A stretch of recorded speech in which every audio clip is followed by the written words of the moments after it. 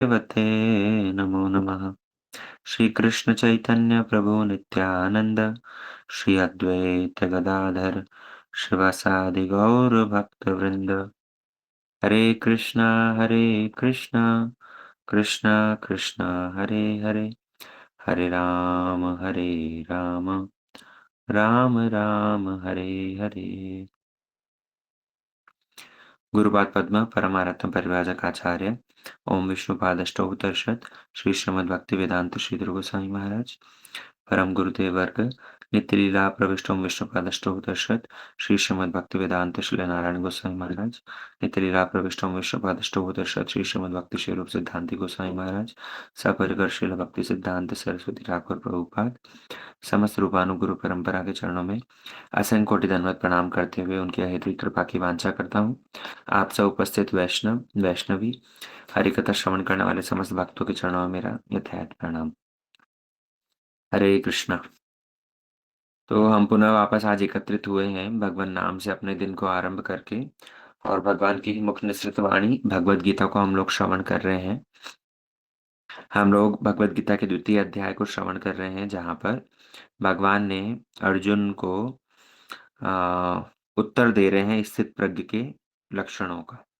अर्जुन ने जब निष्काम कर्म योग के विषय में श्रवण किया है, तब भी किंतु अर्जुन प्रश्न कर रहे हैं कृष्ण से कि ऐसा निष्काम कर्म योग में प्रतिष्ठित व्यक्ति, ऐसा बुद्धि योग में प्रतिष्ठित व्यक्ति, क्या वो युद्ध करता है या नहीं करता है, अर्थात उसके लक्षण क्या होते हैं। तो अर्जुन ने चार प्रश्न किए थे एक ही श्लोक में। स्थित प्रज्ञस्य का भाषा, किम व्रजेत किम आसीत किम प्रभाषेत। तो इसमें से हम लोग तीन प्रश्नों का उत्तर श्रवण कर चुके हैं। अब चतुर्थ प्रश्न जो है, किम व्रजेत, वो इस संसार के अंदर कैसे चलता है, कैसे भ्रमण करता है, अर्थात अपनी इंद्रियों को किस तरह से वशीभूत रख के इस संसार में चलता है, उस बात की चर्चा चल रही है। भगवान अर्जुन को बतला रहे हैं कि प्रसाद के माध्यम से ही व्यक्ति की बुद्धि स्थिर हो सकती है। और प्रसाद का दोनों अर्थ ही ले लो, महाप्रसाद भी, और प्रसाद मतलब भगवत कृपा भी, या श्रेष्ठ रस भी, है ना। क्योंकि भगवान ने अर्जुन को पूर्व पूर्व श्लोकों में इंद्रियों को नियंत्रित करने के लिए कहा है, और इंद्रियों को नियंत्रित करने के साथ साथ ही उनको ठीक जगह पर लगाने को भी कहा है। परम दृष्टवा निवर्तते। आप लोग यदि श्लोक की सीक्वेंस देखेंगे, कृष्ण जैसे जैसे एक एक श्लोक के माध्यम से जो कुछ वर्णन कर रहे हैं, ये भगवत गीता का जो द्वितीय अध्याय है, ये सबसे लंबा अध्याय है। ये सबसे लंबा 18वां भी। तो ये 18वां और ये द्वितीय अध्याय, ये भगवत गीता के लंबे अध्यायों में से है, प्राय 70 श्लोक, 70 से ज्यादा ही, है ना। तो ऐसे ही 18th चैप्टर के अंदर भी आपको मिलेगा।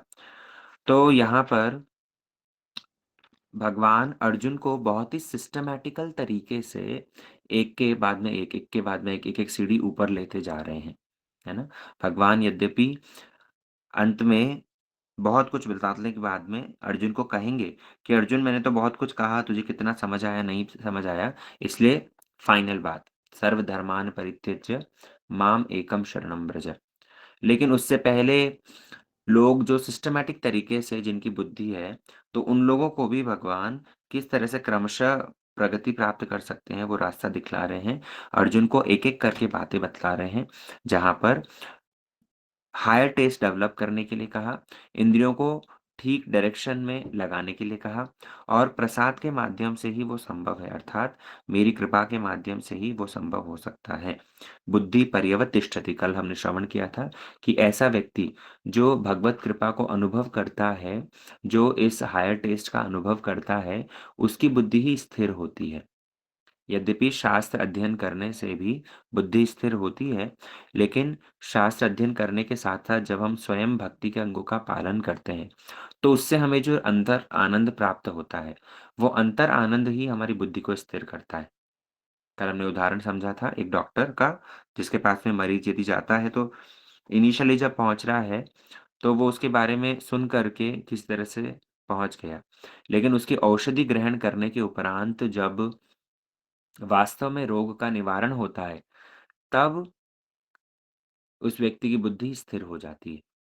नहीं, डॉक्टर बढ़िया है।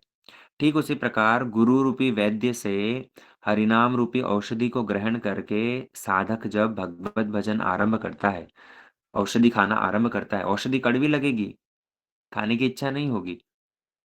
सवेरे चैंटिंग क्लास में गिने-चुने लोग ही आते हैं। क्यों? औषधि ग्रहण करने की इच्छा नहीं होती या सर्दी का भयंकर प्रकोप है। तो ये औषधि कड़वी लगने पर भी लेकिन साधक क्या करेगा? उसे ग्रहण करेगा और ग्रहण करने के साथ-साथ धीरे-धीरे, धीरे-धीरे जब ये औषधि मीठी लगने लगेगी, जब ये औषधि अपना काम करेगी, तो उसके माध्यम से ऐसा आनंद आएगा, तब बुद्धि स्थिर हो जाएगी।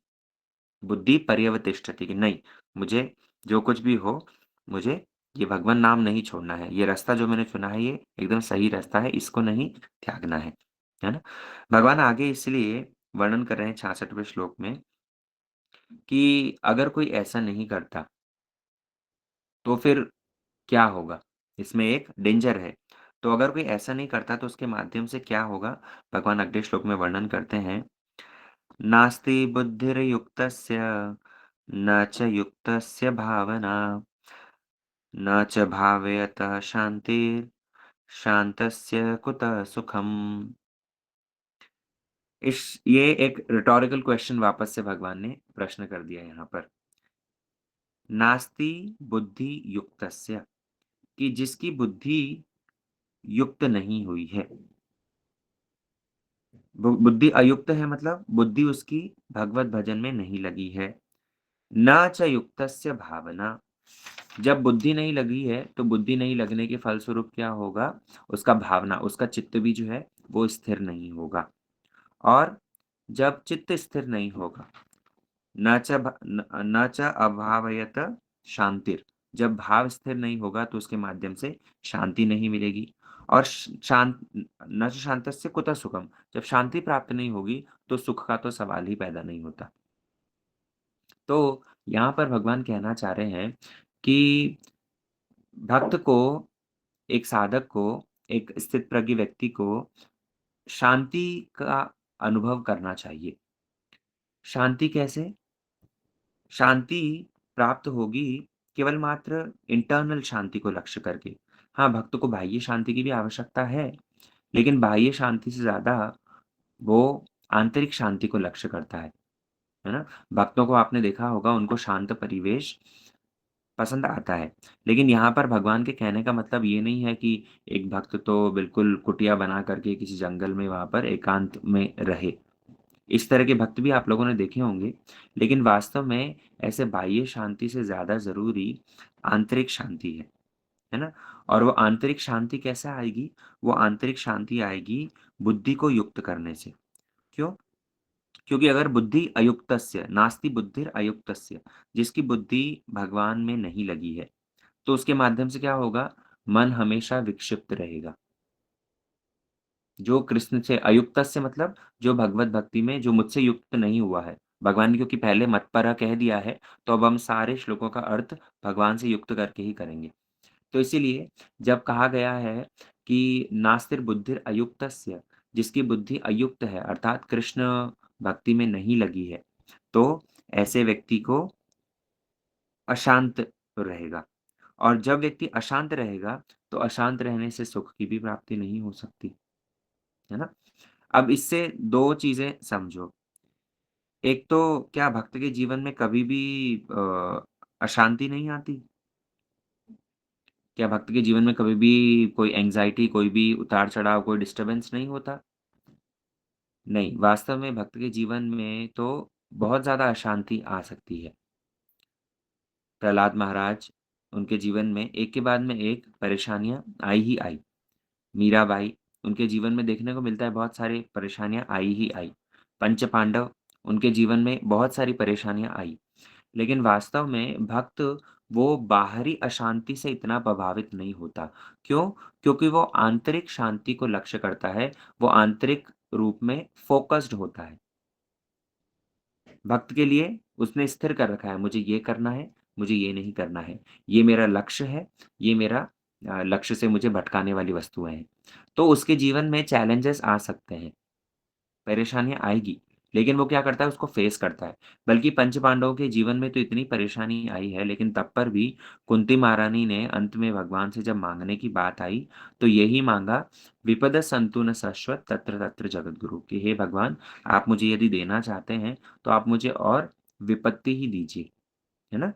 तो बाहरी रूप में अशांति लग रही है, लेकिन वास्तव में कुंती महारानी लक्ष्य क्या कर रही है कि भगवान विपत्ति थी तब पर भी आप हमारे साथ में थे और वो आपकी प्रेज़ेंस के कारण हम संपूर्ण रूप में भीतर से शांत थे, है ना?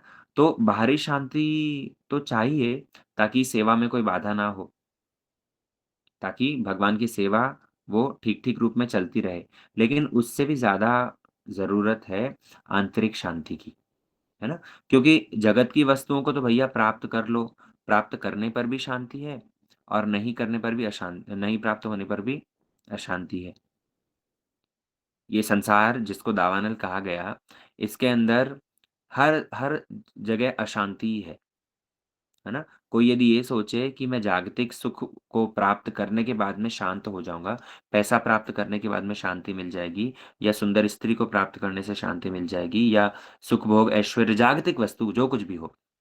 उसको प्राप्त करके यदि कोई सोच रहा है कि मुझे शांति प्राप्त होगी, तो देखो नहीं मिलेगी तब तो अशांत रहोगे ही रहोगे। और मिल भी गई, तो मिलने के बाद में भी वो शांति कब तक रहेगी? क्षणिक, टेम्परेरी है। इसलिए भक्त हमेशा कोशिश करता है कि मैं कैसे अपना भगवान से संबंध स्थापित कर पाऊँ। उसका गोल फिक्स है ना?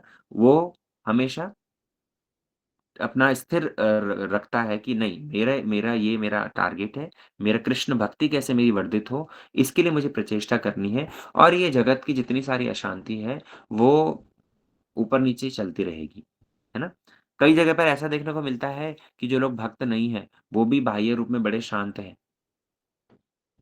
कई लोग प्रश्न करते हैं कि अरे तुम तो इतनी माला फेरते हो, तुम इतना भगवत भजन करते हो, तब भी तुम्हारे जीवन में इतना दुःख कष्ट है। और हम देखो, हम कुछ भी नहीं करते तब पर भी हम बड़े शांत हैं, बड़े सुख में हैं। तो देखिए, कभी-कभी बाह्य शांति केवल मात्र दिखावटी भी हो सकती है। विदेशों में आप आइए, यहाँ पर आपको बड़ा साफ-सुथरा, बड़ा शांत, बड़ा क्लीन दिखेगा, है ना? तो बाह्य रूप में बड़े ही शांत हैं, बड़े ही क्लीन, क्लियर हैं, लेकिन आंतरिक रूप में अंदर वो उतने ही ज़्यादा दूषित हैं। तो ये बाह्य शांति के ऊपर ज़्यादा नहीं लक्ष्य करके भगवान यहाँ पर लक्ष्य करना चाह रहे हैं आंतरिक शांति को। कभी-कभी बाह्य शांति केवल मात्र लोगों को दिखाने के लिए भी हो सकती है। लेकिन मूल है आंतरिक शांति। जब आंतरिक शांति प्राप्त होगी, तब जाकर के सुख की प्राप्ति होगी। और आंतरिक शांति कैसे प्राप्त होती है? कृष्ण भक्त निष्काम अतएव शांत, भुक्ति मुक्ति सिद्धि कामी सकले शांत, कृष्ण भक्त निष्काम अतएव शांत।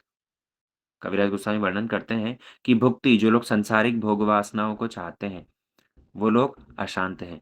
भुक्ति, मुक्ति और सिद्धि, ये तीनों चाहने वाले व्यक्ति, ये सब के सब अशांत हैं, सब विचलित हैं। लेकिन कृष्ण भक्त निष्काम, भगवान का जो भक्त है, वो निष्काम होता है। अतएव शांत, इसीलिए ही वो शांत रहता है। अब प्रश्न हो सकता है कि भगवत भक्त को क्या कोई इच्छा नहीं होती? भगवत भक्त भी तो इच्छा करता है भगवान के लिए, भगवान को भगवान की प्रसन्नता के लिए ही उसके मन में कितनी सारी इच्छा होती है। आप देखोगे अगर हमारे गुरुवर्गों के पद नरोत्तम दास ठाकुर या श्री भक्तिविनोद ठाकुर हुए, लोचन दास ठाकुर हुए, इनके कीर्तनों में आप देखोगे तो इनकी तो सिद्धि लालसा, हम करते हैं ना सिद्धि लालसा कीर्तन, तो ये तो लालसा कर रहे हैं, लालसा मतलब इच्छा कर रहे हैं। तो निष्काम कैसे हुए? वास्तव में एक भक्त जो कुछ भी भगवान की संतुष्टि के लिए माँगता है, तो वो उसका कॉन्स्टिट्यूशनल राइट है। मतलब वो उसका अधिकार है, वो उसका स्वाभाविक नेचर है। वो कुछ बाह्य वस्तु नहीं माँग रहा, वो उसका अपना हक माँग रहा है। हक मतलब जीवेर स्वरूप है नित्य कृष्ण दास। तो वो कृष्ण की सेवा करे बिना रह ही नहीं पाएगा।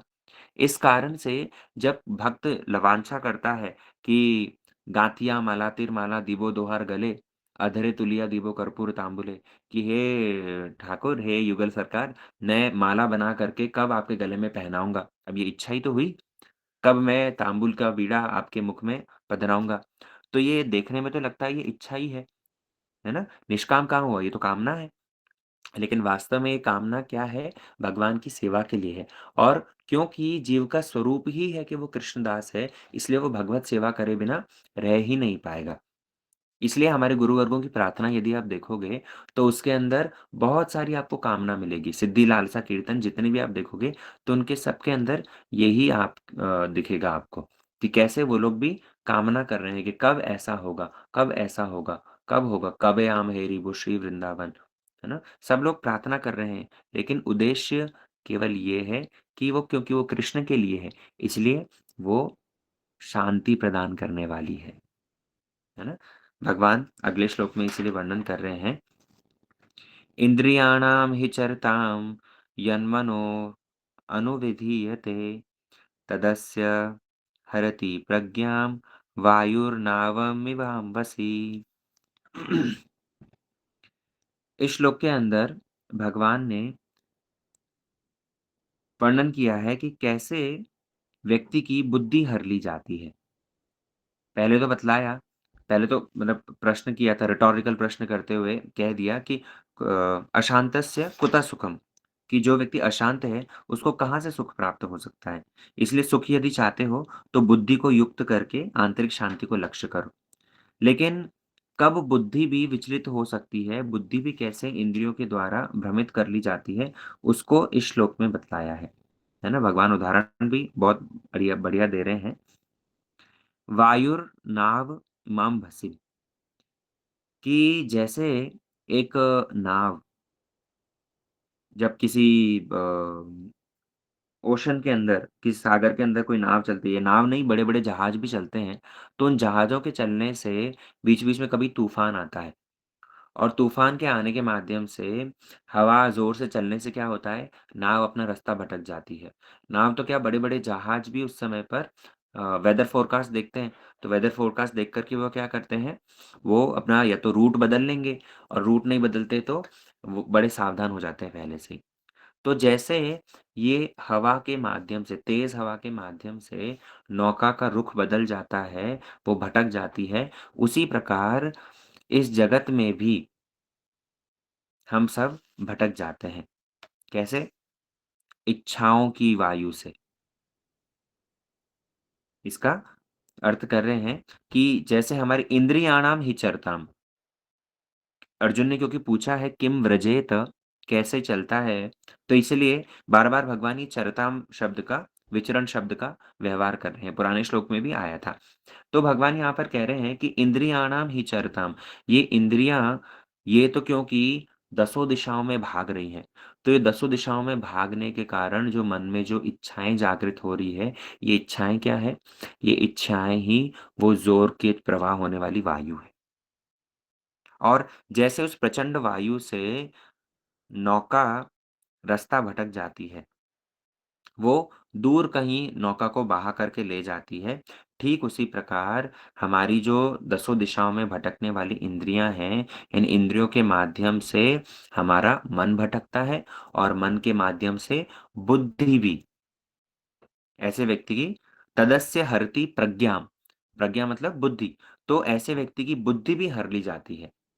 अब आपको यदि स्मरण हो, पहले श्लोक में हम लोग सुन चुके हैं, श्लोक संख्या 60 में मेरे ख्याल से भगवान ने बतलाया था कि प्रमाथीनि हरन्ति प्रसभं मन, इंद्रियाणाम प्रमाथीनि हरन्ति प्रसभं मन, कि ये इंद्रियाँ इतनी बलवान हैं कि इंद्रियाँ मन को हर लेती हैं। हरन्ति प्रसभं मन। लेकिन यहाँ पर भगवान और एक स्टेप आगे बढ़ गए। मन भी नहीं, बुद्धि तक हर ली जाती है। तो पहले हमने सुना था 3 स्टेप्स है, कल भी हम बतला रहे थे जैसे, एक है इंद्रियों के विषय, इस जगत की जितनी सारी विषय हैं, वो सबके सारे विषय क्या करते हैं, वो इंद्रियों को आकर्षित करते हैं और इंद्रियाँ क्या करती है, मन को आकर्षित करती है। लेकिन यहाँ पर भगवान कहने लगे कि मन जब विषयों में लगता है, तो वो बुद्धि को भी तदस्य हरति प्रज्ञाम, वो बुद्धि को भी हर लेता है। इसलिए क्या करो, बहुत सावधान होकर के चलो। भगवान ने इसलिए उदाहरण दिया कि जैसे नाव चलाने वाले, जैसे जहाज चलाने वाले वेदर फ़ोरकास्ट देख कर के और अपना रास्ता बदल लेते हैं। ठीक उसी प्रकार एक साधक को भी अपना रास्ता बदल लेना चाहिए। अब देखो, इस जगत जैसे नाव चल रही है जहाज में, तो नाव जब चलती है सागर में, तो नाविक को पता है कि मैं असुरक्षित हूँ, तूफ़ान आएगा तो मैं असुरक्षित हूँ और इस तरह से जो वायु है, वो वायु मुझे बहा करके ले जा सकती है। तो ठीक उसी प्रकार हम सबको भी, हमारे भी कौन-कौन से तूफ़ान हैं, कैसे तूफ़ान हमको बहा करके ले जा सकता है, कौन से ऐसे एरिया है, जहाँ पर जाकर के हम भटक सकते हैं, तो हमें भी वो चीज़ पता होती है।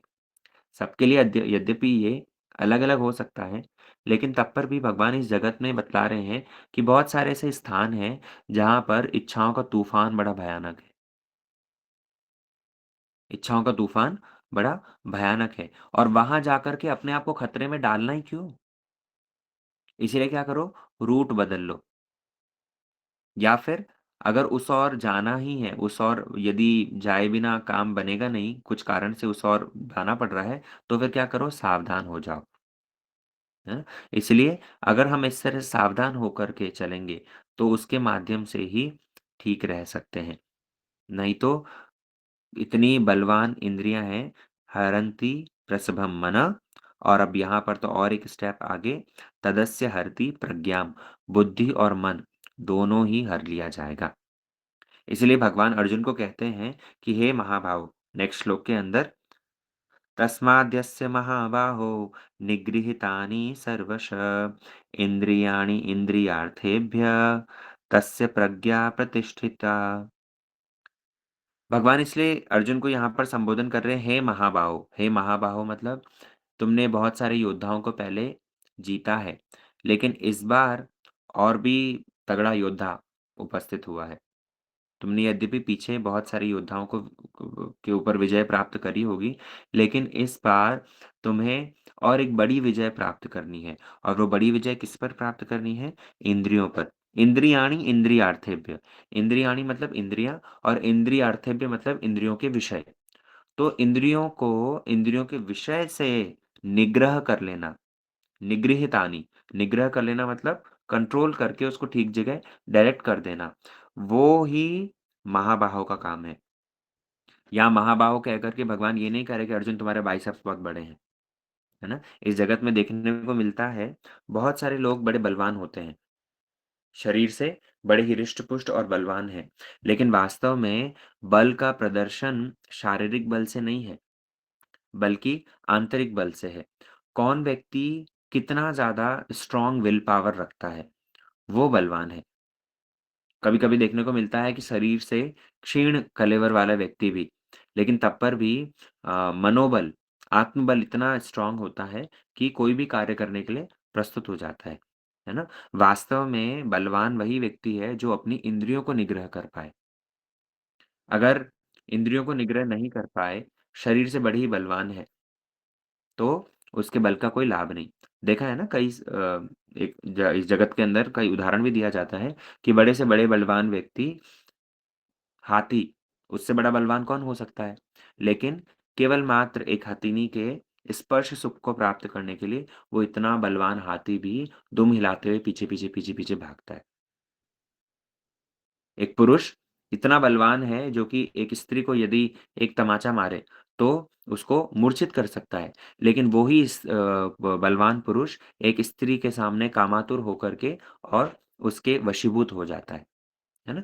तो वास्तव में महाबाहो कह कर के भगवान ये बतलाना चाह रहे हैं कि बलवान व्यक्ति वही है जो अपनी इंद्रियों पर निग्रह कर पाए। इंद्रियाणि इंद्रियार्थेभ्यः। जब व्यक्ति अपने डिटर्मिनेशन को दिखाता है, जब अपनी स्ट्रॉन्ग विल पावर को दिखाता है, तब जाकर के उसको महाबाहो कहा जाएगा। और विशेष करके यहाँ पर भगवान एक शब्द व्यवहार कर रहे हैं सर्वशः। सर्वशः मतलब समस्त इंद्रियों को निग्रह करना पड़ेगा। निगृहीतानि सर्वशः। क्यों? क्योंकि एक इंद्रिय भी इतनी बलवान होती है कि वो व्यक्ति को पतन की ओर ले जा सकती है ना? हम लोग हर कई बार सुनते हैं, मनुष्य की तो पाँचों इंद्रियाँ इतनी बलवान हैं, लेकिन कई जीवों में केवल मात्र एक इंद्रिय ही इतनी बलवान होती कि वो उनका पतन करवा देती है। हाथी, वो केवल मात्र उसका स्पर्श इंद्रिय प्रबल है, लेकिन वो हथनी के चक्कर में फँस करके और कैद हो जाता है। एक पतंगा, उसका चक्षु, उसका जो ये दृश्य इंद्रिय है, वो दृश्य इंद्रिय इतनी प्रबल है कि वो इस ब अग्नि के रूप को आकर्षित होकर के और उसकी तरफ धावित होता है, मर जाता है ना? हिरण, ये हिरन उसका जो कर्णरंध्री है, ये कर्ण इंद्रिय बड़ी प्रबल है, तो वो किसी सुरीले शब्द को श्रवण करके और बाद में मर जाता है। शिकारी उसको पकड़ लेता है। एक मछली, उसकी जिह्वा, ये ब रस इंद्रियाँ, ये इतनी प्रबल है कि जैसे ही कोई उसको दाना डालता है, तो काँटे में फँसा हुआ उस दाने को, उस माँस के पिंड को खाने के लिए तुरंत ज़ोर से झपट्टा मारती, मुँह मारती है और उस काँटे में फँस करके मृत्यु को प्राप्त हो जाती। तो यहाँ देखने को मिल रहा है कि एक-एक इंद्रिय भी इतनी बलवान है कि वो एक-एक जीव को पतन की ओर, मृत्यु की ओर अग्रसर कर देती है। और फिर मनुष्य की तो पाँचों की पाँचों ज्ञानेंद्रियाँ इतनी बलवान। तो इसलिए भगवान यहाँ कह रहे हैं कि हे महाबाहो, निगृहीतानि सर्वश। जो व्यक्ति इन इंद्रियों को निग्रह करता है, वो ही तस्य प्रज्ञा प्रतिष्ठिता, वो ही व्यक्ति निस्संदेह स्थिर बुद्धि वाला है। अब इसके बाद में अभी अब तक यहाँ तक क्या हुआ है, भगवान प्राय करके अर्जुन को कह रहे हैं कि इंद्रियों को निग्रह करो, इंद्रियों को कंट्रोल करो और इंद्रियों को निग्रह करके ठीक दिशा में लगाओ। तो कई लोगों के मन में प्रश्न हो सकता है कि अरे सब जगह जब कंट्रोल, कंट्रोल, कंट्रोल, कंट्रोल ही करना है, तो क्या हम बिल्कुल जागतिक सुख से और वो क्या हट जाएँ क्या? जीवन में कभी सुख ही ना रहे? है ना? तो भगवान अगले श्लोक के माध्यम से ये स्पष्ट करेंगे कि नहीं, वास्तव में सुख क्या है, उस चीज़ को पहचानो अर्जुन। जिसको तुम सुख समझ रहे हो, जिसको तुम सक्सेस समझ रहे हो, वास्तव में वो क्या सक्सेस है? इन जागतिक लोगों के हिसाब से जो सक्सेस की परिभाषा है और जो एक स्थित प्रज्ञ व्यक्ति के लिए सक्सेस की परिभाषा है, दोनों में फ़र्क है। दोनों में फ़र्क है। इसलिए भगवान यहाँ पर बतला रहे हैं, अगले श्लोक के अंदर कि जागतिक व्यक्ति किसे सक्सेस मानता है और जो स्थिर मुनि व्यक्ति है, वो किसे सक्सेस मानता है। अगले श्लोक में उस चीज़ को ही भगवान स्पष्ट करेंगे, उसको हम फिर कल विस्तार से श्रवण करेंगे। आज का जो सार है, त 3 श्लोक का हम लोगों ने जो श्रवण किया है, इसका सार यही निकला है कि भगवान अर्जुन को इंद्रियों को वश करने में तो कह रहे हैं लेकिन उसी के साथ-साथ ही भगवान ये भी बतला दे रहे हैं कि कैसे आंतरिक शांति के बिना अर्थात हायर टेस्ट के बिना वो संभव है नहीं। डिस्कशन वो ही सारा कंटिन्यू हुआ है। अब अगले श्लोक में भगवान नए तथ्य को पूर्णतः स्थापित करेंगे। ठीक है? वाञ्छाकल्पतरुभ्यश्च कृपासिन्धुभ्येव च पतितानां पावनेभ्यो वैष्णवेभ्यो नमो नमः।